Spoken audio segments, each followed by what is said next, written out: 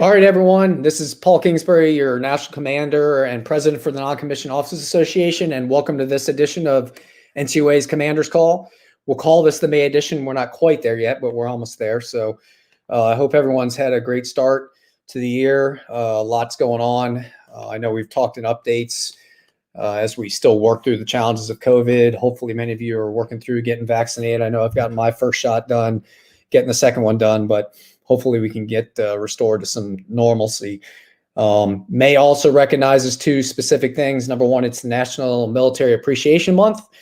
So all of us as members of NCOA and former or serving enlisted should already value that and appreciate the service that we do, but the support we get as well, because May is also, May 7th specifically, is Military Spouse Appreciation Day. So on behalf of NCOA, thanks to all the spouses out there, either current active duty supporting or who have had a spouse that was on active duty. Thanks for what you do. A lot of people talk about it, they say it, but it is true that the work and the support you do really enable us on active duty, those of us serving on active duty, to really focus heavily. I understand the challenges that go with it, and no amount of just paying lip service or talking about it really recognizes what you do, but it's the least we can do each month. So thank you to all spouses out there that are serving. And as we advocate anything we can do, you're one of our constituencies. Our spouses and our family members are an important group. And we have our auxiliary club that you can join. We can talk about that later, but we're always advocating and looking out for the interests and things that are impacting you and your personal lives and your quality of work and life as well. So, all right, let's jump into it. Obviously, with me, I've got our Executive Director, Joe Terry. So, Joe, what's going on? How are things with you?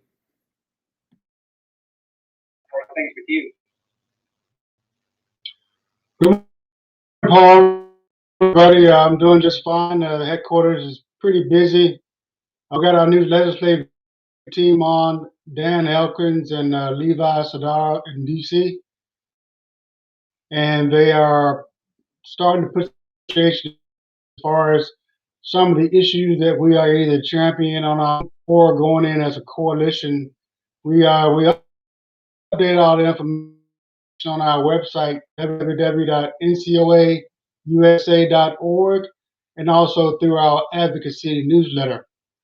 We also got our membership drive still ongoing. The goal is 1,000 members between now and the conference in July, which is 20 to 23 July in San Antonio, Texas. And we're just over 600 members from a 1,000 member goal as far as membership goes.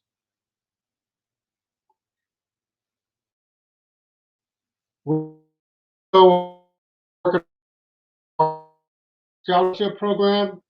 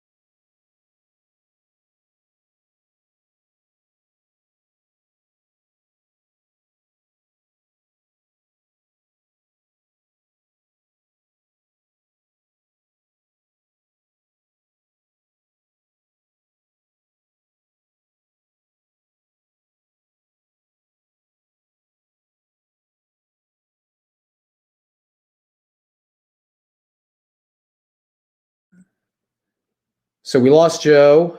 So I'm going to give you an update on our last board of directors meeting. So we met about 2 weeks ago. And the big focus of the board lately has been on our strategic plan. We haven't had one for a while. We haven't had an update to it. And I thought it was important for us to have a strategic plan because that guides all the activities of the organization, informs us with a budget on what we can do, what we should be doing, and what the priorities and focus are. Clearly, since 1960, when we were established, things have changed. lines of effort. The nature of military services has changed. The challenge to service members and their families has changed. So it makes sense for us to really take a pause and think about where we want to go 3 to 5 years out as an organization, what we want to focus on, and for a variety of reasons, right? We'll build our strategic plans out of that, and we'll continue to shape our partner organizations and the things that we provide you guys. So we are working that. The mission and vision is set. And now the next thing is to get into the goals for the next 3 to 5 years. So I think we're almost about done with that. We'll have that released. And from there, we can align all the activities of legislative affairs, members, what we want to do with membership benefits, the work we do from the headquarters, and look for new opportunities to add either resources or member benefits that align to our strategic plan. So I just wanted to give you an update on that, that the board is working that hard as well. So since Joe's jumped out, I'm going to take on the lead. I'm going to introduce 2 of our great guests. Again, we have many affinity partners, many member benefits that we have. So with us today, we got Kim Lorena and Alyssa Schwartz from Excelsior College. Kim is an Excelsior College advisor, and Alyssa is an Excelsior partner specialist. I am a graduate of Excelsior College back in the day. Not that far in the day, but so I am familiar with it. But I want to invite them on to talk a little bit about number one, about Excelsior College, in case you're not familiar with it, but also to talk about the specific member benefits and anything else they had to. So ladies, thank you for joining me today. How's everything going? Everything is great. Thank you very much, Paul, for having us join. We're super excited to give a little bit of an intro into who Excelsior is and also what the benefits are that we're able to offer NCOA members. So just for anybody who is not familiar with Excelsior College, we have been around for 50 years. We're celebrating our 50-year anniversary this year. So we have a lot of good things happening as far as promotions and everything, getting ready for our commencement in July. But Excelsior is an accredited not-for-profit online institution. Again, we've been around for 50 years, so we've been around since 1971. We've primarily been focused on providing educational opportunities for adult learners. Excelsior is kind of rich in the military and veteran area. We have a lot of military and veteran students. So we have about 21,000, a little over 21,000 enrolled students currently at Excelsior. Our average age student is about 36 years old. So again, the adult population, 72% of our population does work full time. So that's where the online flexible opportunities that Excelsior offers is great. When I said that, we're very rich in the military and veteran population as far as our students, 35% of our enrolled students are active duty military. And 14% of that population is veteran students. So, Excelsior has a long-standing history of being a military-friendly institution. We have dedicated admissions and academic advisors, as I'm sure Paul can probably attest to, that are here to support the students as they're beginning their journey and throughout their journey. Just a couple of accolades that we've received from the military standpoint. We have been recognized by the Military Advanced Education as a top military-friendly college and by GI Jobs magazine as a gold standard military-friendly college. So that is something that we're very proud of, obviously in our rich history.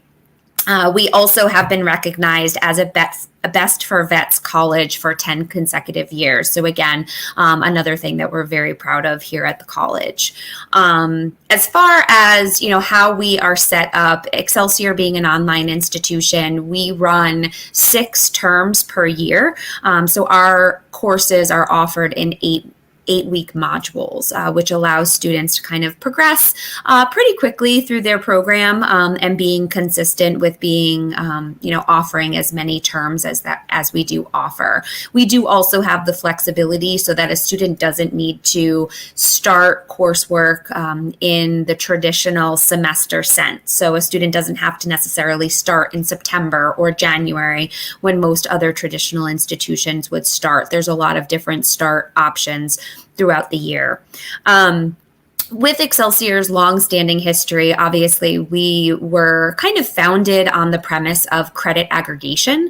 So what that means is that basically we were able to take a lot of credits or experience that students had previously, and we were able to shape that into a degree program, or into a degree, I should say. Through our history, we've obviously started to offer fully online degree programs. So we still have a lot of that credit aggregation happening, but we also have the opportunity for folks to come to us who maybe have little to no credit and get a complete degree online with us. So we have a very generous transfer policy as far as credits from other institutions. But for this population, it's really important to understand that military training can also equate to credit with Excelsior in our degree program. So that's something that obviously with our high population of active duty and veteran students, they're able to take advantage of. Some of the degree programs that we offer at the college, we offer associate, bachelor's, and master's degrees in areas like business, health sciences, liberal arts, nursing, public service, and technology. But some of the more popular programs on the military and the veteran side tend to be our bachelor's degree in military leadership, bachelor's degree in national security. We have a bachelor's degree in homeland security and emergency management. We also have a master's degree in public administration, which is a fairly new program over the last couple of years. We have associate and bachelor's degrees in business, as well as our master's of business administration and our master's of science in management. And then we have programs like technology, technical studies, cybersecurity, and then obviously liberal arts, which tends to be our most flexible program because that is where a lot of military training can really be applied to really round out the program. Just to kind of put it into perspective from the credit aggregation, at the associate's level, students can transfer in up to 53 credits towards a 60 credit associate degree. And at the bachelor's level, students can transfer in up to 113 credits towards 120 credit bachelor's degree.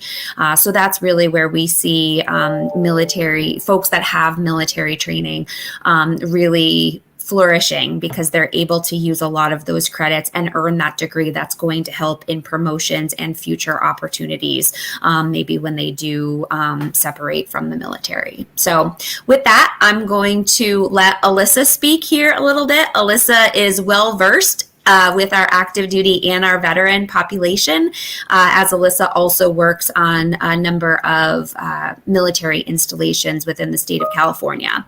So I'm going to see if she can give us a little bit of insight into some of the benefits that are offered to the NCOA members through our partnership, as well as any additional information on the military and veteran side. Thanks, Kim. And thank you all again for having us here. We're really excited to be here. Some of the benefits that we offer to your members through the partnership are a free application. You also receive a tuition discount of 20% at the undergraduate level and 15% at the graduate level. This also includes some reduced and eliminated fees, and of course, that generous acceptance of transfer credit. We do offer deferred tuition. So if you're working with an employer and they're reimbursing you for your tuition, we can help you through that process. We also accept TA, tuition assistance, GI Bill, and we have a great admissions team that can help you through that process as well if needed. And I also wanted to add too that if anybody wants a free evaluation of your credits, you just want an idea to see how close you would be to a degree, please feel free to reach out to me directly. And Paul, I went ahead and put my contact information in the chat. If you could share that with everyone, I'm happy to do that for you.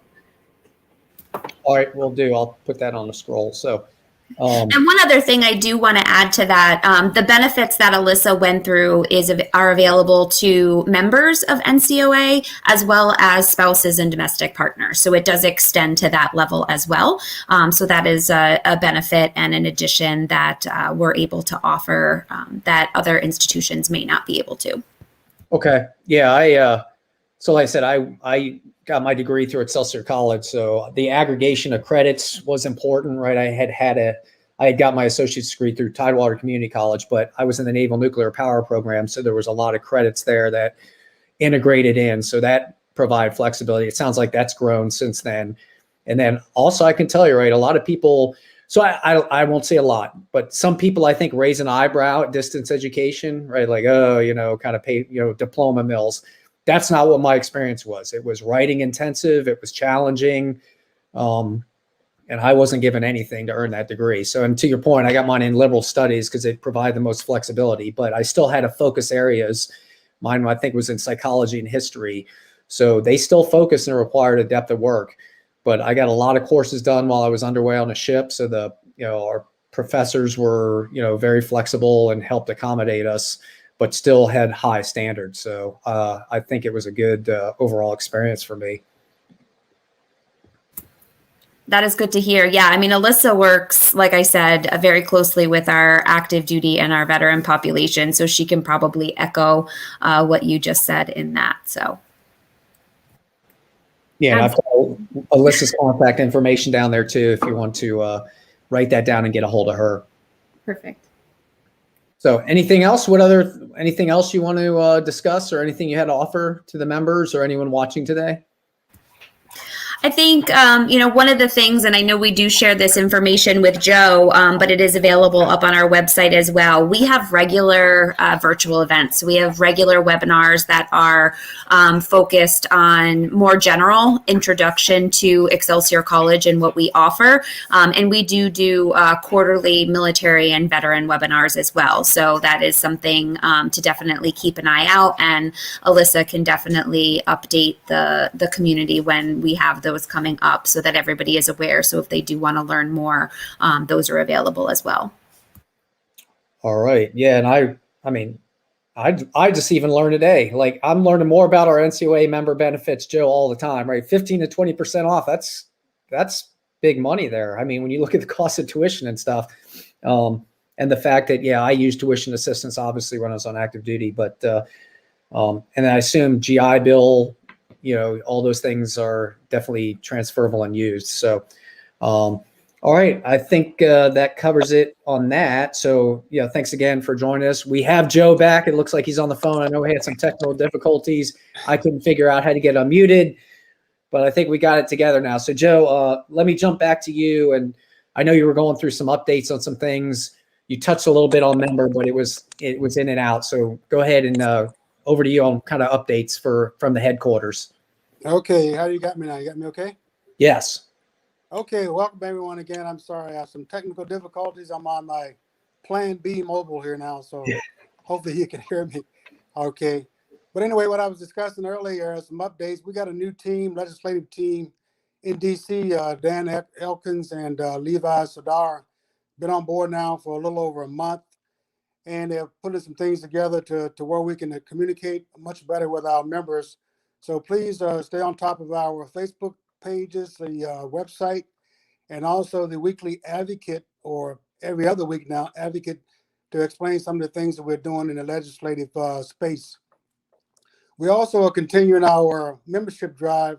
We have a goal of signing up 1,000 new members between last July and the July of this year to our conference, which is going to be 20 to 23 July here in San Antonio, Texas. We have broken the 600 new member barrier, so we got a little ways to go, but we're asking everybody to put on a last minute full court press so we can get those other 400 and some members to sign up. I know we can do it because all it takes is one member to sign up another member, and I mean, we'll be there in no time. So let's continue to support that effort. We have our scholarship selection process going on right now. It will probably be around the end of May before we'll get out the results from the selection process. We've gotten in around 24 applications, and we'll be looking at those students that already have applications, because the scholarships roll over for 3 years as long as the student keeps a B average in their classes. So we won't be able to break out how many additional scholarships until a little later on in the month of May. So be standing by for that. I mentioned our conference. Highlights of our conference is always we've invited the service members, senior enlisted leaders, to come on and present a panel on the Wednesday of the week that we're going to be having our conference. And so we encourage you, especially those on active duty that can get to San Antonio, and for those that are here at the bases near San Antonio, to come out and listen to the senior enlisted leaders give an overview of what's going on in their particular services, as well as field some questions from those that are in the audience. The highlight of the conference is going to be our recognition of our Vanguard, military Vanguard awardees. And basically what that is we recognize one member from each of the services for an heroic act that they did in 2020. And each one of those will receive recognition from our association, as well as be recognized throughout for their life-saving events that they took part in last year. So we welcome everyone to come out and join us in that one as well. A couple other things. We've also announced yesterday our chapters of the year, the large and small chapters of the year. So I'd like to give a shout out to them real quick. I'd just like to take a few minutes to do that because I think it's very worthwhile. In the Northeastern region, the Trailblazers chapter out of Flint, Michigan is the regional large chapter. The Magnum Force chapter out of Signal, Michigan is a small chapter, regional chapter of the year. In the Southeastern region, the Gateway chapter from Newport Richey, Florida, large chapter. The Gateway Auxiliary from Newport Richey is the small chapter for that region. In the Central region, the Mountain Post chapter from Colorado Springs, large chapter. The Frontier chapter out of Cheyenne, Wyoming is a small chapter. Southwestern region, Fort Sam Houston chapter from San Antonio is the large chapter. The Leroy Spanish Trails Hill chapter is the from Tucson, Arizona, is the small chapter of the year there. The regional region, we have the Rogue chapter from Medford, Oregon. Trails End Auxiliary from Portland, Oregon, a small chapter. And then in the Pacific region, all the way from Seoul, South Korea, would be the Korea chapter. So we want to congratulate them, and the overall large, small, and auxiliary chapter will be announced during our conference. So we really appreciate what those chapters are doing. I mean, they're where the rubber meets the road at. That's where they really make a difference in their communities and on a military bases for those that are located near the military base. All right. Yeah, so we got a lot going on. I touched briefly when you had dropped out on, StratCom plan and work we're doing there to identify goals and really use that as we move forward and identify new things. So, so Kim, for you, I did get comments and questions. So from CC Wright Collins, she asked, do you have a nursing program? We do. I'm not sure what level they're looking at, but we do have an associate degree in nursing that is approved in, I believe it's 17 states throughout the U.S. We also have an RN to BSN program, and we have master's degree program in nursing leadership, nursing education, and nursing informatics. And then for those folks who are looking for a bachelor's degree in nursing, but ultimately are interested in a master's program, we do have a dual program, which is actually our RN to MS program. All right. Yeah, that's great. Obviously a lot. So yes, there are several nursing programs. So thanks, CC, for your question. And then a couple other comments. Thank you, Kim, for the great information on Excelsior College. This is an excellent program. We are grateful to have Excelsior College as an affinity partner. So thanks again. So, Joe, anything else that you want to touch on and discuss before we close it out? Just a couple more things. One, I want to also welcome, we have a new NCOA chapter at Fort Bragg, North Carolina. So we're really happy to see the chapter stand up down there, the All-American chapter. We're pretty close to standing up a chapter at Fort Campbell, Kentucky. The next step is just to swear in the officers and get the ball rolling on that chapter. And we also have a chapter that's looks like a very, very promising out of Fort Lee, Virginia. And also the Northern Virginia, DC, Maryland area is also trying to put together a chapter down there. So we're really, really ecstatic about us being able to stand up some more chapters throughout the United States. And we ask any members out there, if you're in an area where there isn't a chapter and you'd like to start one, please send me your contact information. We'll provide you the information and definitely the mentoring and leadership in order to help you stand up a chapter, because the more we have, the stronger our voices will be. And that's what it's all about when we start advocating for you in Washington, as well as being able to receive more of the benefits that you have, such as Excelsior and others that support our association. So I just want to also thank Excelsior for coming on with us today. Thank you very much for the support that you give our members. And it makes so much of a difference, because benefits that they receive as a member of our association goes a very, very long way and is much appreciated. Thanks, Joe. All right, guys, I think that'll wrap it. So again, to emphasize, right, membership with organizations like NCOA is important, right? It's not just, so clearly we have great member benefits, right? So there is the what's in it for me piece, and that's valuable. And like I said, we learned some about what our partner with Excelsior College offers you, discounts, all kinds of things, free application, other resources.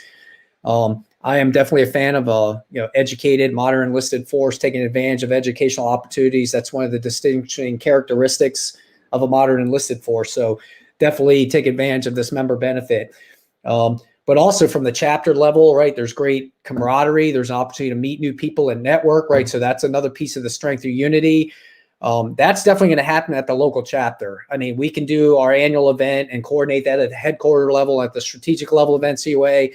But you guys make that happen at the chapter level, going out, not just doing great work and supporting all of our stakeholders across the enlisted force and their families, but by going and connecting with this generation of active duty, right? Those people that are going to come in behind and be our reliefs. We have to introduce them to what NCOA is, why important or organizations like this are important, what they offer, and what membership, frankly, offers them and us as NCOA. So Joe's highlighted several of those things, and we'll continue to emphasize those as we go out. So I'm looking forward to May. I'm looking forward to getting prepped. I'm going to take a little vacation time myself here again. But ladies, thank you again, Kim and Alyssa, for joining us. Very insightful. Thanks for being a partner with us. Maybe we'll look again to do this, 6 months down the road and refresh it as well.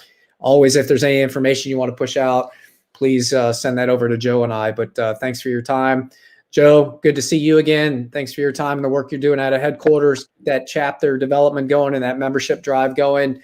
And then to everyone else, we will see you next month. Until then, remember, there's strength in unity. That's it for today. Thank you.